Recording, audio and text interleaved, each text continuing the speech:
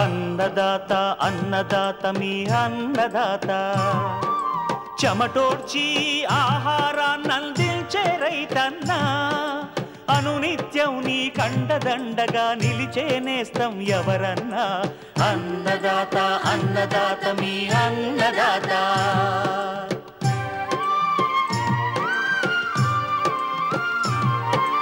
నూతన రీతుల సాగుబడికి నూరింతలు పెరిగే దిగుబడికి సూచనలిచ్చే సస్య రక్షణకు పశు పోషణకి శాస్త్ర విజ్ఞానం అందించి ముందుకు నడిపే తెలుగు రైతు భారతదేశానికి మకుటం అయ్యేలా తీర్చిదిద్దే ఆశయంతో మిమ్ము మేలు కొలిపేది అన్నదాత అన్నదాత అన్నదాత మీ అన్నదాత అన్నదాత అన్నదాత మీ అన్నదాత.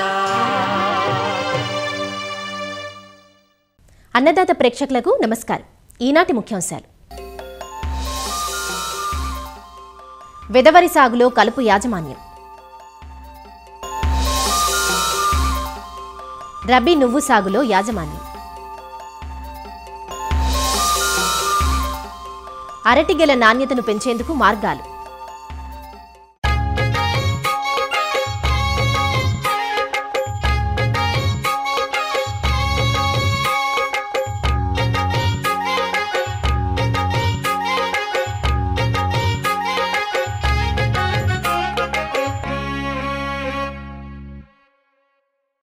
వరిని నేరుగా వెదజల్లి కూడా సాగు చేస్తుంటారు.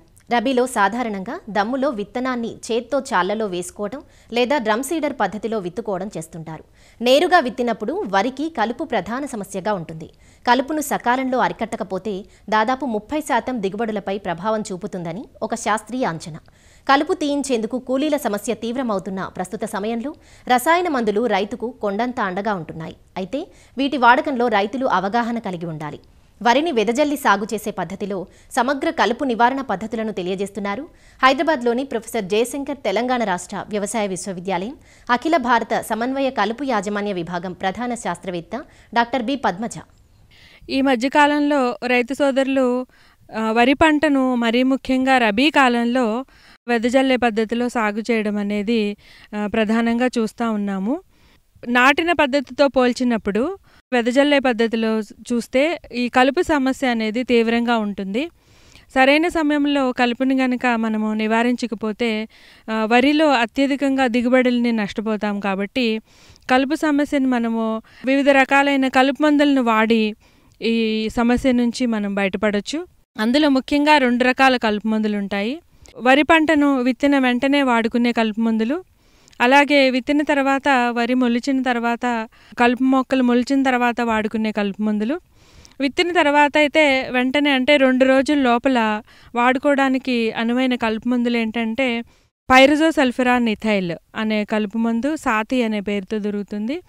ఇది ఎకరానికి 80 గ్రాములు వాడుకోవచ్చు. ప్రిట్లాక్లోర్ అనే కలుపు మందును ఎకరానికి 600 నుంచి 800 మిల్లీలీటర్ల చొప్పున వాడుకోవచ్చు. అలాగే ప్రిట్లాక్లోర్తో పాటు పైరజోసల్ఫరాన్ ఇథైల్ అనే కలుపు మందును ఈరోస్ గోల్డ్ అనే పేరుతో దొరుకుతుంది. ఇది ఎకరానికి 800 గ్రాములు నీటిలో కరిగే గుళికలు. వీటిలో ఏదైనా ఒక కలుపు మందును మనం వాడుకోవచ్చు. ఈ కలుపు మందును కానీ మనము ఎకరానికి 200 లీటర్ల నీటిలో కలుపుకుని భూమిపైన సమానంగా పడే విధంగా పిచికారీ చేసుకుంటే వరి పంటకు ఏ విధమైన నష్టం జరగకుండా కలుపు మొక్కలు మాత్రమే నాశనమవుతాయి. ఒకవేళ ఈ విధంగా మనం వాడుకోలేని పక్షంలో వరి మొలిచిన తర్వాత మళ్ళీ 15-20 రోజుల వరకు కూడా వాడుకునే కలుపు మందులు ఉన్నాయి. ఇందులో ముఖ్యంగా బిస్పైరిబాక్ సోడియం ఎకరానికి 80 నుంచి 100 మిల్లీలీటర్ల చొప్పున వాడుకోవచ్చు. లేదా పెనాక్సిలం ఎకరానికి 400 మిల్లీలీటర్ల చొప్పున వాడుకోవచ్చు. ఇవి డైరెక్ట్ కలుపు మందులు వాడుకునేవి. అలాగే కాకుండా ఈ మధ్యకాలంలో ఎక్కువగా అంటే అన్ని రకాల కలుపు మొక్కల జాతుల్ని చంపడానికి మిశ్రమ కలుపు మందులు అందుబాటులో ఉన్నాయి. అవేంటంటే ముఖ్యంగా ఆల్మిక్స్ అయితే ఎకరానికి 8 గ్రాములు, లేదా సెహాలఫాబ్యూటైల్ ప్లస్ పెనాక్సిలం కలుపు మందు మిశ్రమము, లేదా కౌన్సిల్ యాక్టివ్ పేరుతో ఎక్కువగా వాడుతూ ఉన్నారు రైతులు, ఎకరానికి 90 గ్రాములు. ఇది ట్రయోఫోమన్తో పాటు ఇథాక్సిసల్ఫరాన్ కలగలిపిన మిశ్రమ కలుపు మందు. ఈ మూడిటిలో ఏదో ఒక దానిని తీసుకుని ఎకరానికి 200 లీటర్లో గనక కలుపుకుని కలుపు మొక్కలు బాగా తడిచే విధంగా గనక పిచికారీ చేస్తే మొలచిన కలుపు కూడా నివారించబడి వరి పెరుగుదల బాగా ఉండడానికి అవకాశం ఉంది. అయితే రైతు సోదరులు ఈ మిశ్రమ కలుపు మందుల్లో మళ్ళీ ఇంకొక మిశ్రమ కలుపు మందు అంటే ఇప్పుడు వివాయోతో పాటు ఆల్మిక్స్ వాడడము లేదా కౌన్సిల్ యాక్టివ్తో పాటు ఆల్మిక్స్ వాడడము గమనించడం జరిగింది. ఈ విధంగా చేస్తే ఈ కలుపు మందులు తొందరగా కలుపు మొక్కల మీద వాటి యొక్క పనితనాన్ని కోల్పోతాయి. కలుపు మొక్కలు వాటికి నిరోధకత ఏర్పరచుకుని ఈ మందుల పనితనం అనేది తొందరగా క్షీణిస్తుంది. కాబట్టి మిశ్రమ కలుపు మందులు వాడేటప్పుడు తప్పనిసరిగా ఒక్క కలుపు మందు మాత్రమే వాడుకోవాలి. ఇప్పుడు ఒక కలుపు మందు మనం వాడుకున్నప్పుడు ఏవైతే కలుపు మొక్కలు కొన్ని మొక్కలు ఎక్కడైనా తప్పించుకోవడమో అంటే మన స్ప్రే పడకుండా ఉండడమో లేదా కలుపు మందు యొక్క పనితనము తర్వాత కూడా ఈ చిన్న చిన్న కలుపు మొక్కలు మొలిచి వరి పూత దశకు వచ్చేటప్పుడు కూడా ఇవి కూడా పూత దశకు రావడము, ఈ విధంగా ఎక్కడైనా కొన్ని కలుపు మొక్కలు కనుక తప్పించుకుంటే కనుక అవి మళ్ళీ విత్తనాన్ని ఏర్పరచుకుని తర్వాతి సీజన్కి వాటి సంతతిని ఎక్కువగా అభివృద్ధి చేసుకుంటాయి. కాబట్టి 2 రకాల కలుపు మందులు 4 రకాల కలుపు మందులు వాడకుండా ఈ ఎక్కడైతే కొన్ని మొక్కలు తప్పించుకున్నాయో వాటిని చేతితో పీకివేయడం అనేది చాలా మంచి పద్ధతి. తద్వారా ఈ యొక్క కలుపు మొక్కలు నిరోధకత అనేది ఏర్పరచుకోకుండా ఉంటాయి. ఈ పద్ధతిని పాటించి వరిలో సమర్థవంతంగా మనం కలుపు యాజమాన్యాన్ని చేసుకోవచ్చు.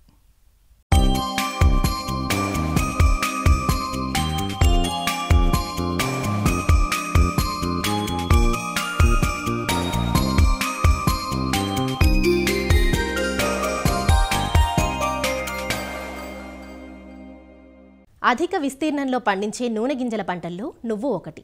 నువ్వును ఖరీఫ్, రబీ, వేసవి ఇలా 3 కాలాల్లోనూ రైతులు సాగు చేస్తుంటారు. తక్కువ సమయంలో తక్కువ ఖర్చుతో రైతుకు నికర లాభాన్ని ఆర్జించి పెట్టే పంట ఇది. ఖరీఫ్ నువ్వుతో పోల్చితే రబీ, వేసవి పంటలకు చీడపీడల సమస్య తక్కువగా ఉండి దిగుబడులు నాణ్యంగా ఉంటాయి. రబీ పంటగా నువ్వును డిసెంబర్ 2వ పక్షం నుంచి జనవరి 2వ పక్షం వరకు విత్తుకుంటూ ఉంటారు. పంట ప్రారంభం నుంచే సాగులో యాజమాన్య పద్ధతులు పాటించినట్లయితే నాణ్యమైన దిగుబడులు పొందవచ్చంటూ వివరాలు తెలియజేస్తున్నారు ఆచార్య ఎన్జీ రంగా వ్యవసాయ విశ్వవిద్యాలయం, పార్వతీపురం, మన్యం జిల్లా రస్తాగుంటబాయి కృషి విజ్ఞాన కేంద్రం విస్తరణ విభాగం శాస్త్రవేత్త డాక్టర్ అనంత్ విహారీ. ఈ నువ్వుల పంట నూనె గింజ పంటల్లో ప్రధానమైనది, అలాగే ప్రాచీనమైనది. ఈ నువ్వుల పంట తక్కువ ఖర్చుతో అధిక దిగుబడులు పొందవచ్చు అన్నమాట. ఇందులో నూనె శాతం 49 నుంచి 55% వరకు ఉంటుంది. నువ్వులలో అధిక పోషకాలు మళ్ళీ ఔషధ గుణాలు కలిగి ఉండడం వల్ల దీనికి మార్కెట్లో మంచి గిరాకీ కలిగి ఉంది. నేలలు వచ్చేసరికి నీరు నిల్వలేని నేలలు మెయిన్గా మనం సాగు చేయడానికి ఉపయోగించుకోవాలి. నేల తయారీకి మనం చూసుకున్నట్లయితే 2 నుంచి 4 సార్లు భూమిని దున్ని చదును చేసుకోవాలి. ఎకరానికి 2 కిలోల విత్తనం సరిపోతుంది. విత్తన శుద్ధి మనం 3 గ్రాముల కార్బండిజం లేదా మ్యాంకోజబ్తో విత్తన శుద్ధి చేసుకోవడం వల్ల నేల నుంచి సంక్రమించే తెగులను 20 రోజుల వరకు అరికట్టవచ్చు అన్నమాట. ఈ విత్తనాన్ని మనం సమపాలలో ఇసుక లేదా నూకతో వేసుకుని గొర్రెతో విత్తనాలు జల్లుకోవాలి. విత్తే దూరం 30 × 15 సెంటీమీటర్లు పాటించాలి. నీటి యాజమాన్యం వచ్చేసరికి మనకి నువ్వులకి ఎక్కువ నీరు అవసరం లేదు. విత్తిన వెంటనే మొదటి తడి ఇవ్వాలి. అలాగే పూత కాయ ఏర్పాటు దశలో ఇంకొకసారి తడి ఇవ్వాలి. అలాగే ఎరువుల యాజమాన్యం వచ్చేసరికి 4 టన్నుల పశువుల ఎరువు, 16 నత్రజని, 8 భాస్వరం, 8 పొటాష్ను వేసుకోవాలి. పిండి మెథాలిన్ 30%, 4 నుంచి 5 ml లీటర్ నీటికి విత్తిన తర్వాత 48 గంటల్లో పిచికారీ చేయాలి. 15 రోజులకి ఆ ఎక్కువ మొక్కలను తీసివేయాలి. విత్తిన 20 నుంచి 25 రోజులకు గొర్రెతో అంతర్కృషి చేయాలి. సస్యరక్షణ చర్యలు చేసుకున్నట్లయితే మనకి నువ్వుల్లో అధిక దిగుబడులు సాధించవచ్చు. రసం పీల్చే పురుగులు అనగా తెల్లనల్లి, తామర పురుగులు, పచ్చదోమ వంటి ఇవి రసం పీల్చే పురుగులు నువ్వుల్లో ఎక్కువ గమనించవచ్చు.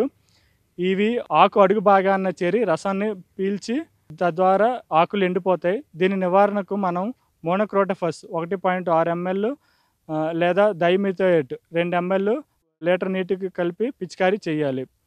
తెగుళ్ళు వచ్చేసరికి వేరుకుళ్ళు తెగుళ్ళు లేదా కాండం కుళ్ళు తెగుళ్ళు, ఈ తెగుళ్ళు సోకిన మొక్కలను ఆకులు పసుపుగా మారి కాండం మీద నల్లని చారలు ఏర్పడతాయి. అలాగే వేరు పాక్షికంగా కానీ లేదా కంప్లీట్గా కానీ కుళ్ళిపోతాయి. దీని నివారణకు మనం పంట మార్పిడి మాత్రం ఖచ్చితంగా చేయాలి. అలాగే కిలో విత్తనానికి 3 గ్రాముల కార్బెండిజం విత్తన శుద్ధి చేసుకోవాలి. కాపర్ ఆక్సిక్లోరైడ్ లేదా మ్యాంకోజెబ్ను లీటర్ నీటికి కలిపి పిచికారీ చేయాలి. అలాగే ఫిల్లోడి అంటారు. ఇది తెగులు మనకి పూత సమయంలో ఎక్కువగా ఆశిస్తుంది. మన ప్రాంతాల్లో సాధారణంగా ఆలస్యంగా వేసిన పంటల్లో ఎక్కువగా ఈ వెర్రి తెగుళ్ళు కనబడుతుంది. ఈ తెగులు సోకిన మొక్కలు పువ్వుల్లో భాగాలను ఆకులు మాదిరిగా మారిపోతాయి, కాయలు ఏర్పడవు అన్నమాట. దీని నివారణకు తెగులు కనిపించిన మొక్కలను వెంటనే తీసివేయాలి. అలాగే పైరుపై డైమిథోయేట్ 2 ml లేదా ఇమిడాక్లోప్రిడ్ 0.3 ml కలిపి పిచికారీ చేసుకోవాలి. నువ్వుల్లో రైతులు అధిక దిగుబడులు సాధించవచ్చు అన్నమాట.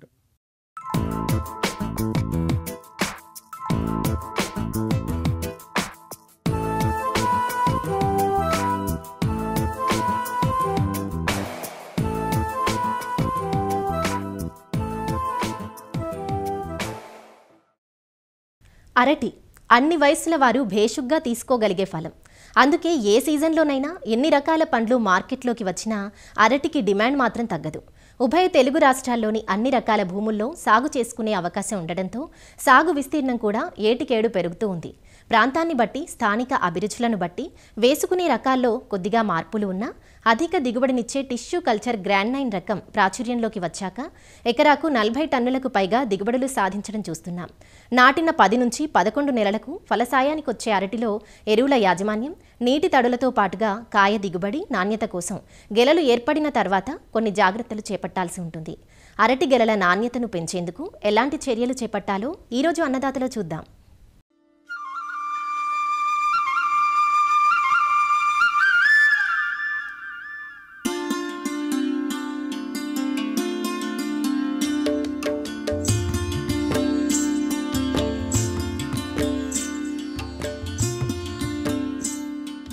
అరటి రకాన్ని బట్టి నాటిన 6 నెలలకు గెలలు వేయటం మొదలు పెడతాయి.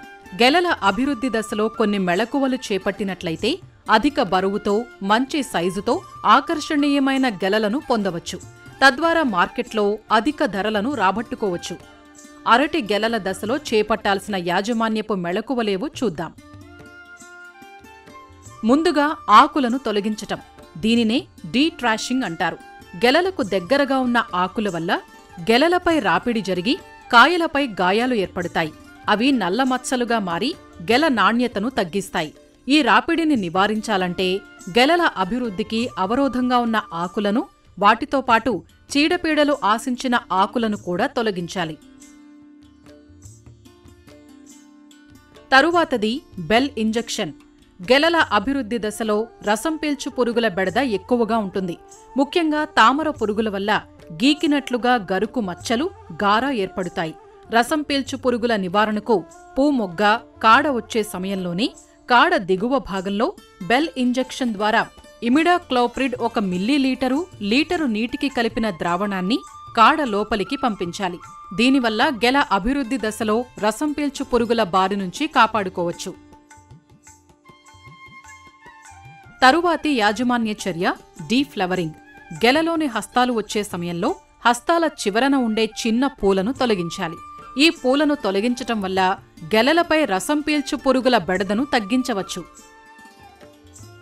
ఇక గెలలోని హస్తాల మధ్య రాపిడి జరగకుండా నివారించటానికి 2 వరుసల హస్తాల మధ్య మృదువుగా ఉండే పర్ఫురేట్ షీట్ను ఉంచాలి. ఇది కుషన్లా పనిచేసి రాపిడిని నివారిస్తుంది.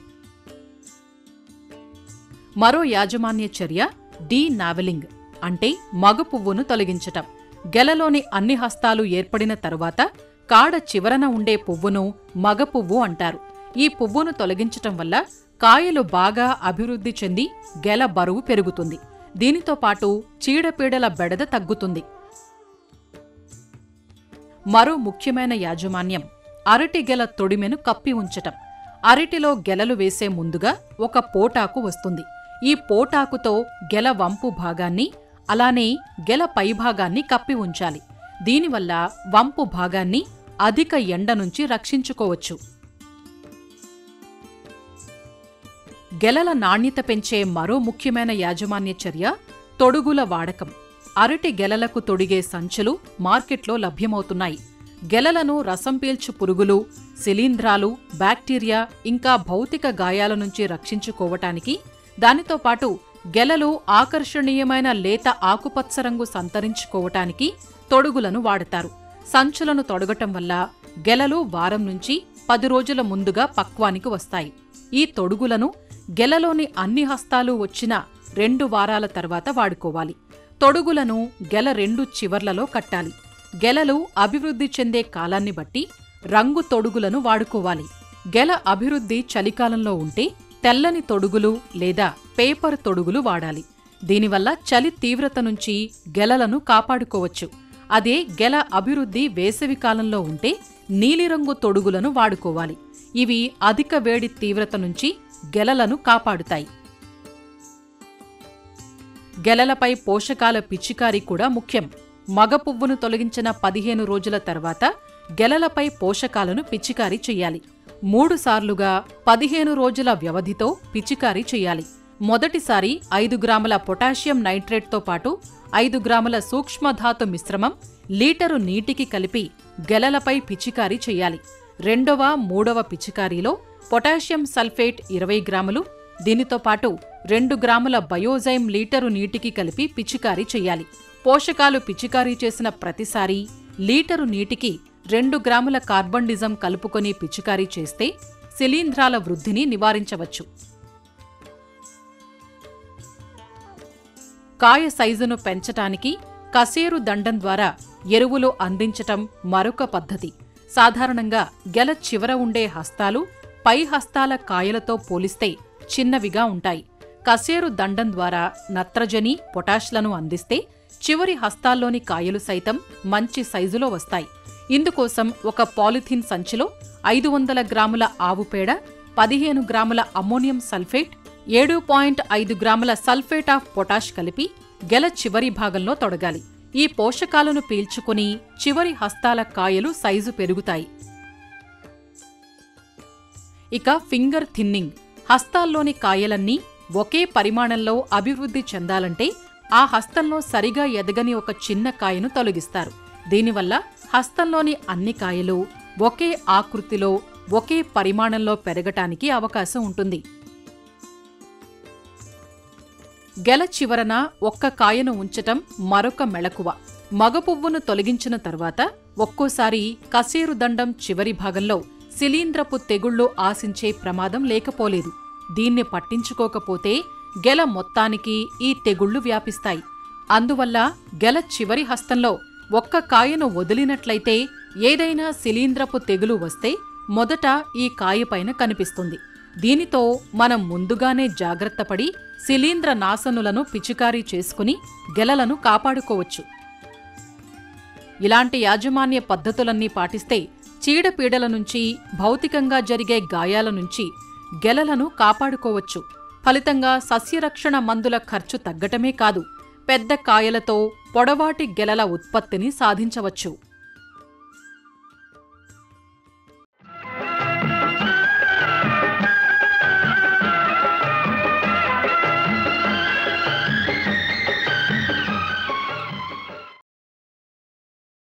అన్నదాత టోల్ ఫ్రీ నెంబర్ ద్వారా పంటల సాగులో రైతులు లేవనెత్తే సందేహాలకు దృశ్య రూపం మీకోసం.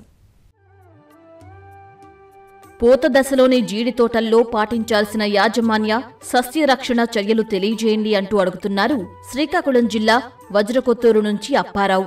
మరో రైతు విజయనగరం జిల్లా చీపురుపల్లి నుంచి అప్పలనాయుడు. జీడి పంట ప్రస్తుతం కీలక దశలో ఉంది. ఈ నెలల నుండి కొన్ని రకాల సస్యరక్షణ పద్ధతులు కానీ, అదేవిధంగా యాజమాన్య పద్ధతుల్లో శ్రద్ధ వహించాల్సి ఉంటుంది. చిగుర్లు వస్తాయో, వచ్చిన చిగురుల్లో సూక్ష్మ పోషక ధాతు లోపాలు ఉన్నట్లయితే ఫార్ములా 4 అట్లాంటి పేర్లతో, ఫార్ములా 7 అట్లాంటి పేర్లతో ఈ ధాతు మిశ్రమాలు లీటర్ నీటికి 5 గ్రాముల చొప్పున పిచికారీ చేసుకోవడం ద్వారా మనకు ఈ చిగురులో ఉండే ధాతు లోప సవరణ అనేది జరుగుతుంది. పూత అనేది జీడిలో దఫదఫాలుగా వస్తుంది. మొదట్లో వచ్చిన దఫాల్లో మగపోత అనేది ఎక్కువగా ఉంటుంది. మధ్యలో ఉండే దశల్లో మాత్రమే ఆడపోత, లేదంటే మనకు ద్విలింగ పుష్పాలు అనేది ఉంటాయి. వాటి నుండి మాత్రమే మనకు నట్ ఈల్డ్ అనేది ఉంటుంది. తేయాకు దోమ, టీ మస్కిటో బగ్ ఏదైతే ఆశించినప్పుడు పూత రాలిపోవడం అనేది గణనీయంగా జరుగుతుంది. టీ దోమ యొక్క పిల్ల పురుగులు, తల్లి పురుగులు జీడి యొక్క లేత కొమ్మల్ని, పూతరెమ్మల్ని ఆశించి రసాన్ని పీల్చేయడంతో పాటు ఎర్రని జిగురు బిందువులు పూతరెమ్మలపైన నల్లటి పొడవైన కండాకార మచ్చలు ఏర్పడతాయి. పూత పిందులు మాడిపోయి రాలిపోవడం భవిష్యత్తులో జరుగుతుంది. దీని నివారణకి 3 దశల్లో చేసుకోవాలి. మొదటిసారి కొత్త చిగురు వచ్చే దశలో ఆ మోనోక్రోటోఫాస్ లాంటి మందుతో లీటర్ నీటికి 1.6 మిల్లీలీటర్లు లీటర్ నీటి కలుపుకొని పిచికారీ చేసుకోవాలి. రెండోసారి పూత వచ్చిన తర్వాత సింథటిక్ పైరిథ్రాయిడ్ లేనటువంటి లాంబ్డా సహిలాత్రిన్ లాంటి మందుతో 0.6 మిల్లీలీటర్లు లేదంటే క్లోరిపైరిపాస్ 1 లీటర్ నీటికి 2 మిల్లీలీటర్లు కలిపి పిచికారీ చేసుకోవాలి. మూడోసారి గింజ బఠానీ సైజులో ఉండేటప్పుడు ప్రొఫెనోఫాస్ 1 లీటర్ నీటికి 1 ml కలుపుకొని 10 నుంచి 25 రోజుల వ్యవధిలో పురుగు ఉధృతి బట్టి పిచికారీ చేసుకోవడం ద్వారా దీన్ని మనము చాలా వరకు నివారించవచ్చు. ఈ రకంగా ఆ జీడి మామిడిలో ఆశించే ఈ టీ దోమని అదుపులో ఉంచుకున్నట్లయితే మనకు ఈ బాగా చెట్టు తడిచేటట్టుగా పిచికారీ చేసుకోవడం ద్వారా దీన్ని అదుపులోకి మనం తీసుకురావచ్చు. తర్వాత మరి ఆకు మరియు పూత గూడు కట్టే పురుగు, ఈ పురుగు ఆశించినప్పుడు కొత్త చిగురులకి అదేవిధంగా పూతని కూడా కలిపి గూడు కట్టి ఉండడం వల్ల పూత అనేది అభివృద్ధి చెందదు.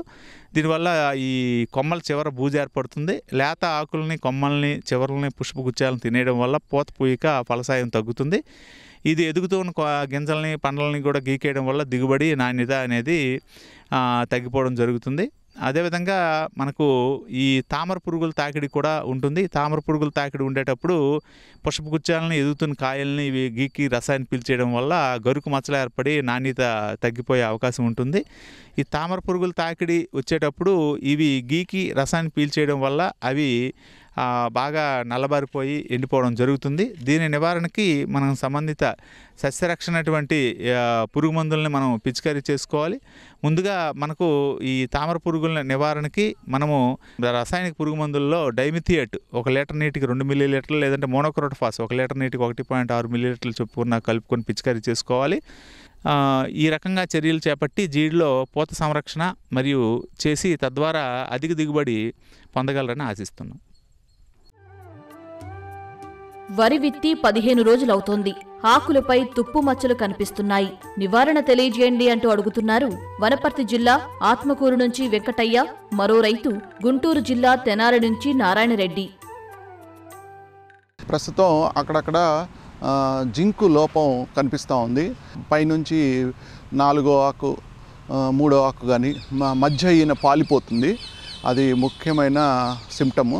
అలాగే ఇంకొకటి ఏంటంటే ముదురాకులు చివర్ల కొంచెం ఎండిపోయి తర్వాత మధ్య ఈయన అటువైపు ఇటువైపు ఇటుకు రంగు మచ్చలు కనిపిస్తూ ఉంటాయి. పట్టుకుంటే పెళుసున విరిగిపోతున్నట్టు అవుతుంటుంది ఆకులు. జింకు లోపం నత్రజని ఎరువు వేసినా కానీ పచ్చబడదు అన్నమాట. భూమిలో భాస్వరం నిల్వలు ఎక్కువైపోతే జింకుని అందకుండా ఆపుతుంది. కాబట్టి రైతు సోదరులు 35 నుంచి 40 కేజీలు మాత్రమే డిఏపి వేసుకోండి. ఎక్కువ డిఏపి కాంప్లెక్స్ ఫర్టిలైజర్స్ భాస్వరం వేస్తే కనుక మనకి భాస్వరం ఎక్కువైపోతే కనుక జింకు అందకుండా అవుతుంది. సో కాబట్టి రైతు సోదరులు సకాలంలో జింక్ సల్ఫేట్ 2 గ్రాములు పిచికారీ చేసుకోవాలి లీటర్ నీటికి కలుపుకొని. ముఖ్యంగా రైతు సోదరులు గుర్తుపెట్టుకోవాల్సింది, వరి కనుక 2 పంటలకు వేస్తున్నట్టయితే ప్రతి రబీ సీజన్లో ఆఖరి దుక్కిలో ఈ జింక్ సల్ఫేట్ 20 కేజీలు వేసుకొని దమ్ము చేసుకోవాలి. తర్వాత దీంతోపాటు భాస్వరం ఎరువుల్ని మిక్స్ చేయకూడదు. కనీసం 3 రోజులు వ్యవధి ఉండాలి. భాస్వరం ఎరువులు వేసినట్లయితే 3 రోజులు ఆగి జింక్ సల్ఫేట్ ఇంకొక దుక్కిలో వేసుకోవాలన్నమాట. మరిన్ని విభిన్న అంశాలతో రేపటి అన్నదాతలో మళ్ళీ కలుసుకుందాం. అంతవరకు సెలవు, నమస్కారం. అన్నదాతలు తమ సందేహాలు, సమస్యలను 1800-425-4085 టోల్ ఫ్రీ నెంబర్లో ఉదయం 10 నుంచి 11 గంటల మధ్య పని దినాలలో సంప్రదించగలరు. ఈ కార్యక్రమాన్ని యూట్యూబ్లో www.youtube.com/అన్నదాత ఈటీవీ లింక్ ద్వారా వీక్షించవచ్చు. అన్నదాత కథనాలు ఈటీవీ విన్ మొబైల్ యాప్లో వీక్షించండి.